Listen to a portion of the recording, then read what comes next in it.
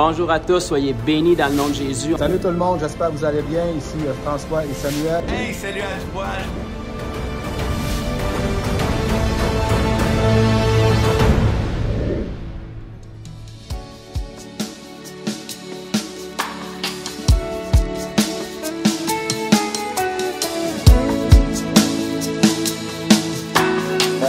Ceci étant dit, je veux qu'on aille un petit peu dans la parole avant qu'on aille se laver les pieds.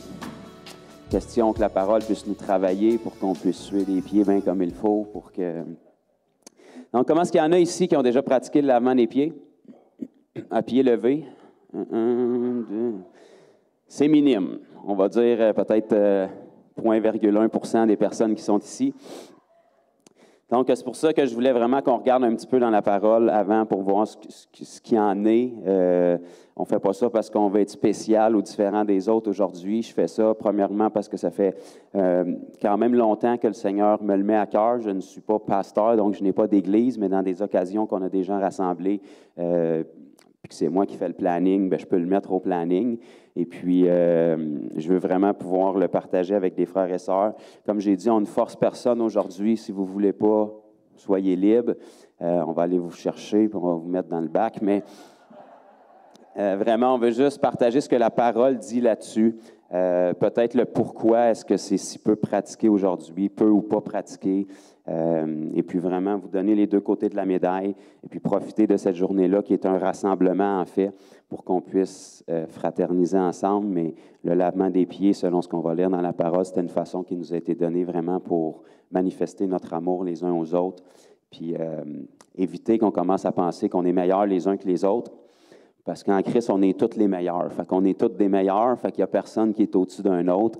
Et puis, apparemment, toucher aux pieds des autres, c'est une bonne façon de garder l'humilité. Fait que ça l'était il y a 2000 ans, puis il semblerait que par la réaction des gens aujourd'hui, c'est encore une bonne façon de rester humble. Fait que le Seigneur ne s'est pas trop trompé dans ce qu'il nous a enseigné. Fait que si vous voulez juste tourner avec moi dans l'Évangile de Jean, je voudrais qu'on lise un petit peu concernant ça. Puis après ça, on vous expliquera un petit peu comment est-ce qu'on va essayer de faire fonctionner ça sans que ce soit le chaos total. Évangile de Jean, chapitre 13. Vous savez, une des institutions, je pense, qui est sacrée de la chrétienté depuis sa fondation, puis encore aujourd'hui, c'est le repas du Seigneur. Ce qu'on appelle la Sainte Seine, la communion, ou peu importe les noms qu'on y a donnés. Et ça a été conservé dans les milieux chrétiens, et avec raison, parce que ça a été enseigné par Jésus, ça a été pratiqué par l'Église primitive.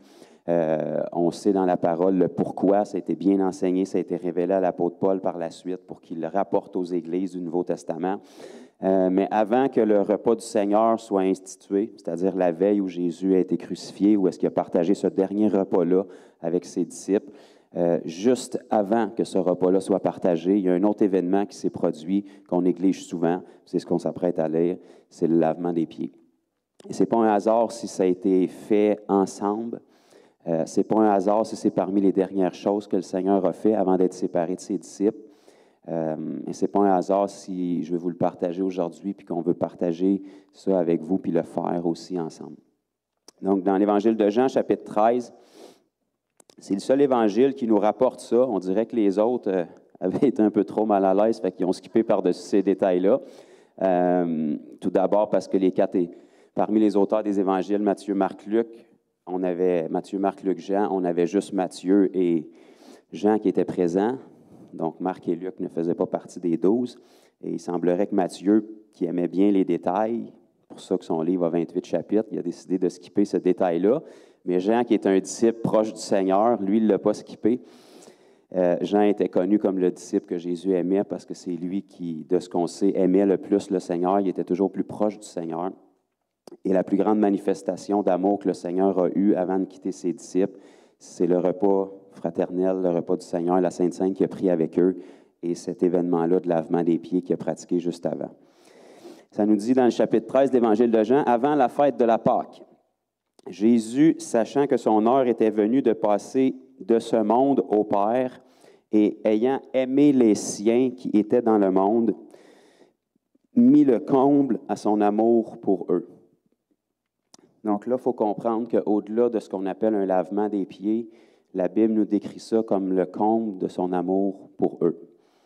Vous allez me dire, c'est banal, là, laver des pieds. Là. Je veux dire, il s'est offert à la croix, il a été déchiré, il a été meurtri, il a été méprisé, on lui a craché d'en face, on a arraché sa barbe.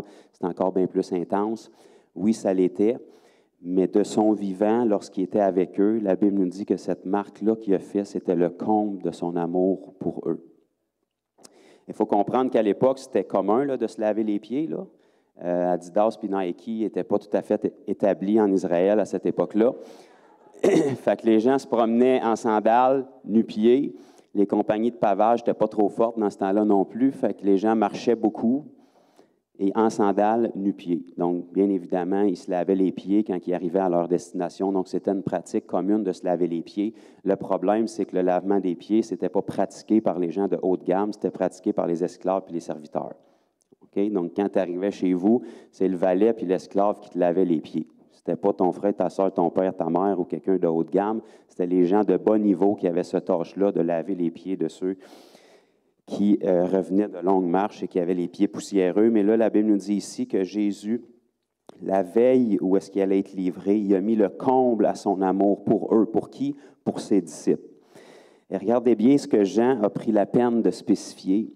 Et c'est drôle, Jean, quand il a écrit son évangile, c'était avec le recul, et il avait remarqué ça, de cet événement-là, et ça l'avait vraiment marqué, puis il a décidé de nous le rapporter dans un verset qui est un détail important. Ça nous dit au verset 2, « Pendant le souper, lorsque le diable avait déjà inspiré au cœur de Judas d'Iscariote, fils de Simon, le dessein de le livrer, Jean a décidé que ça valait la peine avec le recul de glisser ce détail-là. Là. Il était en train de dire, Jésus savait très bien à ce moment-là que Judas allait le livrer, que Judas allait le trahir. Pourtant, Judas faisait partie des 12. Jésus, sachant très bien qu'il allait le trahir, il s'est rabaissé puis il a lavé les pieds, pareil comme les 11 autres. Jean trouvait ça important ici de nous spécifier. Pendant le souper, le diable avait déjà mis à cœur à Judas de trahir Jésus, puis Jésus le savait très bien. Parce que tout de suite après le lavement des pieds, il va leur parler de la communion. Et ça nous dit que Jésus savait déjà que celui qui allait le trahir, c'est celui à qui il allait donner le pain. Donc Jésus savait très bien que Judas était déjà influencé par le diable pour le trahir. Pourtant, il a lavé les pieds comme aux autres. Et le lavement des pieds, comme j'ai dit, la Bible nous dit ici que c'est le comble de son amour. Malgré la trahison qui était dans le cœur, malgré que Judas ne l'aurait pas mérité, l'amour de Jésus n'a pas changé pour Judas, pareil que pour les 11 autres. Jésus, qui savait que le Père avait remis toutes choses entre ses mains, qu'il était venu de Dieu et qu'il s'en allait à Dieu, se leva de table, ôta ses vêtements, prit un linge, se ceignit. Ensuite, il versa de l'eau dans un bassin et se mit à laver les pieds des disciples et à les essuyer avec le linge dont il était saint. Encore une fois, comme je vous dis, ce n'est pas une pratique qui était anormale à cette époque-là. Que ce soit un maître qui le fasse pour ses élèves, par exemple, ça, c'était anormal. Que ce soit le maître qui le fasse pour ses serviteurs, ça, c'était très anormal. C'était très humiliant de se rabaisser à ce niveau-là, mais Jésus voulait mettre le comble à son amour pour eux, puis leur enseigner quelque chose. Et remarquez qu'il ne leur a pas juste enseigné l'humilité. Il a fait une action concrète pour leur démontrer qu'ils devaient être humbles, puis se respecter et s'aimer les uns et les autres. Verset 6, ça nous dit... Là, on le sait que Pierre était toujours plus intense que toutes les autres. Là. Simon-Pierre lui dit, « Toi, Seigneur, tu me laves les pieds. » Pareil comme quand Jésus a dit, « Je vais me sacrifier pour vous. » Il était en train de corriger Jésus pour ça, mais là, il est en train de corriger Jésus pour dire, « Hey, tu n'es pas supposé de me laver les pieds. » Là. Jésus lui répondit, « Ce que je fais, tu ne le comprends pas maintenant, mais tu le comprendras bientôt. » Pierre lui dit, « Non, jamais tu me laveras les pieds. » Jésus lui répondit, « Si je ne te lave pas, tu n'auras point part avec moi. » Simon-Pierre lui dit, « Seigneur, là, il s'est dit, tant qu'à me laver les pieds, je vais être plus intense que tous les autres, donne-moi le bain au complet, fais-moi un conditionneur revitalisant, la patente. » Pas seulement les pieds, mais toute la tête. Jésus lui dit, « Celui qui est lavé n'a besoin que de se laver les pieds pour être entièrement pur, et vous êtes purs, mais non pas tous. » Donc ici, on voit très bien que Jésus savait déjà que parmi les 12 auxquels il allait se rabaisser pour leur laver les pieds, Judas allait le trahir. Il savait déjà qu'il y avait ça dans le cœur. Judas était influencé déjà par le diable. Mais lorsqu'il a cédé au diable puis qu'il a été le premier à prendre le repas du Seigneur indignement, c'est à ce moment-là que la Bible nous dit « Et Satan entra en lui ». Jusqu'à ce moment-là, il était influencé. Satan lui mettait des pensées dans le cœur, mais dès le moment qu'il a pris le repas du Seigneur indignement, Satan est entré en lui, puis là, il a trahi Jésus. Mais Jésus le savait déjà. Et Jésus lui a quand même lavé les pieds et démontré son amour égal comme à tous les autres. Ce que Jésus veut nous montrer à travers cette pratique-là, puis c'est pour ça qu'il leur a demandé de commémorer cette pratique-là. Ça nous dit au verset 12, « Après qu'il leur eut lavé les pieds et qu'il eut pris ses vêtements, il se remit à table et leur dit, « Comprenez-vous ce que je vous ai fait? Vous m'appelez Maître et Seigneur, et vous dites bien, car je le suis. » Et il n'y a rien qui a changé avec nous aujourd'hui. Si on est ici, c'est parce qu'on a fait de Jésus notre Maître et notre Seigneur, du moins je l'espère. « Si donc je vous ai lavé les pieds, moi le Seigneur et le Maître, vous devez aussi vous laver les pieds les uns aux autres. Car je vous ai donné un exemple afin que vous fassiez comme je vous ai fait. En vérité, je vous le dis, le serviteur n'est pas plus grand que son Seigneur, ni l'apôtre plus grand que celui qui l'a envoyé. Si vous savez ces choses, vous êtes heureux, pourvu que vous les pratiquiez. » Non, Joe, le Seigneur voulait juste nous enseigner un principe d'être humble. Oui, mais il veut que tu le pratiques aussi. Vous savez, on n'a pas de misère aujourd'hui, 2000 ans plus tard, à prendre le repas fraternel du Seigneur en disant c'est en mémoire du Seigneur, mais pourquoi est-ce qu'on ne fait pas juste se souvenir qu'il est mort à la croix, puis on ajoute une action dessus? C'est parce que le Seigneur nous l'a demandé. Pourquoi est-ce qu'à l'époque de la Bible, c'était littéralement un repas où est-ce qu'ils mangeaient ensemble, ils fractionnaient le pain, puis ils prenaient le vin? Puis aujourd'hui, même si ce n'est pas toujours pratique, puis qu'on ne le fait pas comme ça, on le fait quand même avec une petite coupe, puis avec un petit hostie qu'on fractionne. On a les éléments qui sont là, puis on a la foi, puis la compréhension du message qu'on met avec. C'est la même chose pour le lavement des pieds. Ce n'est pas juste suffisant de dire « je vais être humble avec mes frères et sœurs ». Le Seigneur veut qu'on pratique ces choses-là. Pourquoi? Parce que la foi sans les œuvres est morte. Okay? Ce n'est pas qu'il y a quelque chose de super surnaturel à frotter des pieds, ça reste que c'est des pieds puis qui ont besoin d'être lavés. L'idée, c'est la façon puis la disposition de cœur avec laquelle on le fait, en obéissance à la parole de Jésus, mais en compréhension de ce que Jésus a fait. Quand on prend la communion, on se commémore et on s'unit à ce que Jésus a fait. Okay? C'est pour ça que la Bible nous dit qu'on ne doit pas prendre la communion indignement, tout simplement parce que quand on prend la communion, on s'unit au corps de Christ et on s'unit à son sang versé pour nous. Pourquoi? Parce qu'on a le droit légal de le faire en tant que ses enfants. Prendre le repas du Seigneur indignement, c'est quand on n'est pas uni au Seigneur et on prend le repas du Seigneur. C'est pour ça que la Bible nous demande de s'examiner nous-mêmes. Okay? Mon épouse a tous les droits de s'unir avec moi parce qu'on est mariés. N'importe quelle autre femme qui voudrait s'unir avec moi, par exemple, là, on a un gros problème. Puis elle serait corrigée sévèrement. C'est la même chose avec la communion. Tous ceux qui ont un droit de s'unir au Seigneur peuvent prendre part à la communion. Mais quelqu'un qui prend la communion, qui n'appartient pas au Seigneur, il est en train de pousser le Seigneur dans un adultère spirituel. C'est pour ça que la Bible nous dit qu'on va juger sévèrement si on prend le repas du Seigneur et qu'on n'appartient pas au Seigneur. Mais le lavement des pieds, c'est un principe que le Seigneur nous enseigne, pas seulement pour le principe, mais pour qu'on le pratique avec le principe.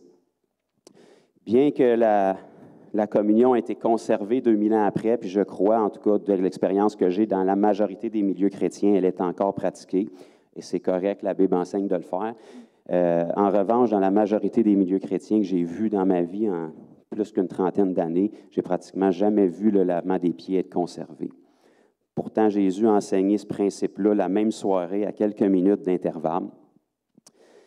La communion a été réitérée par l'apôtre Paul, bien entendu, qui, soit dit en passant, n'était pas là ce soir-là, physiquement avec Jésus, mais qu'il l'a reçu lui-même du Seigneur dans les années où il a été isolé, quelque part dans le désert de l'Arabie, en début de ministère, où est-ce que le Seigneur lui a donné plein de révélations. Donc, il va enseigner aux Corinthiens dans le chapitre 11, « Voici ce que j'ai reçu du Seigneur, la nuit où il fut livré. » Puis là, il va leur partager ce que c'était la communion. Donc, il avait reçu cette révélation-là. C'est pour ça que la communion a été conservée. Mais le lavement des pieds, on dirait qu'il a été oublié ou qu'il s'est pouf en cours de route. Puis on se dit, bien, à cette époque-là, il marchait dans la terre, c'est normal. Aujourd'hui, on ne marche plus dans la terre, fait qu'on ne le fait plus. Mais pourtant, à cette époque-là, ils prenaient la communion comme un repas. Aujourd'hui, on ne le prend plus nécessairement comme un repas, mais on le pratique quand même. Donc, il faut être capable de peser les choses. On sait que l'Église primitive pratiquait le lavement des pieds, entre autres par une écriture qui est plutôt obscure, qu'on laisse souvent passer, qui est dans le premier chapitre de Timothée. Dans le premier livre de Timothée, pardon, au chapitre 5, et à partir du verset 9,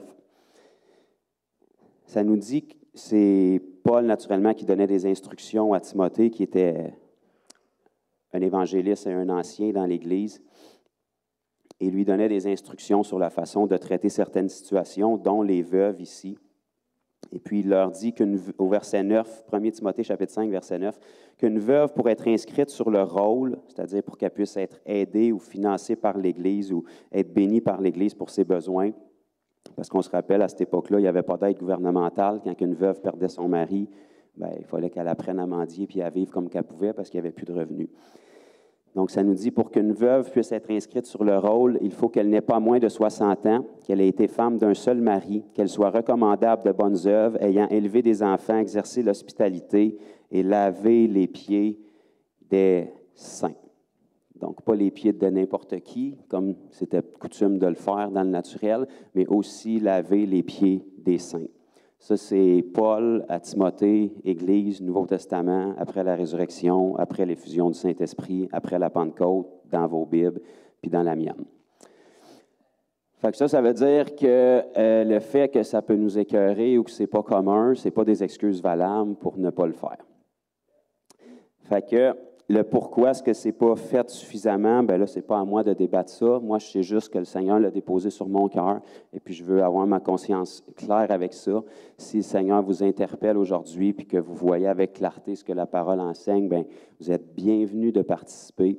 Si vous voulez rester en prière en langue, méditer là-dessus jusqu'à temps que le Seigneur vous convainque, bien, restez priant en langue, méditez là-dessus. Attends! Pasteur Sam médite. Il se dit, t'as coup, je ne suis pas tout seul à ne pas m'être lavé cette semaine. Mais dites-vous une chose, c'est qu'au-delà de tout ça, là, peu importe où est-ce que vous en êtes dans votre perception de ce que je viens de vous apporter, peut-être ça surprend certains ou ça en bouleverse d'autres, on peut jamais être perdant. Premièrement, d'aimer nos frères et sœurs, de prier pour eux, puis de leur rendre un service comme le laver les pieds. Fait que tu ne peux pas être perdant, même si tu ne croyais pas que le lavement des pieds est une ordonnance de Jésus. Je ne sais pas quelle Bible que tu as, mais mettons que tu n'y crois pas, ou que ce n'est plus pour aujourd'hui, ou que ce n'est pas ta façon de voir ou d'agir. C'était une marque d'humilité à l'époque de la parole. C'est quelque chose que Jésus lui-même a pratiqué. C'est quelque chose qui semblait d'être pratiqué à l'époque de l'Église. Et bien qu'aujourd'hui, on n'a pas nécessairement les pieds poussiéreux, au-delà de ça, le Seigneur veut qu'on pratique ces choses-là avec cette disposition de cœur-là. Parce que le principe de l'humilité qui est véhiculé à travers le lavement des pieds, je peux vous dire que ça fait une importance de le mettre en pratique aussi.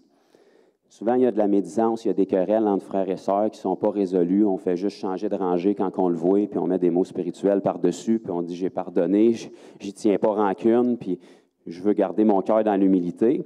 Mais quand vient le temps d'y laver les pieds, si ce n'est pas résolu, ça se peut que ça commence à remonter tout d'un coup. C'est pour ça que le Seigneur ne veut pas juste que ça soit un principe, mais il veut que ça soit une pratique sur ce principe-là. OK?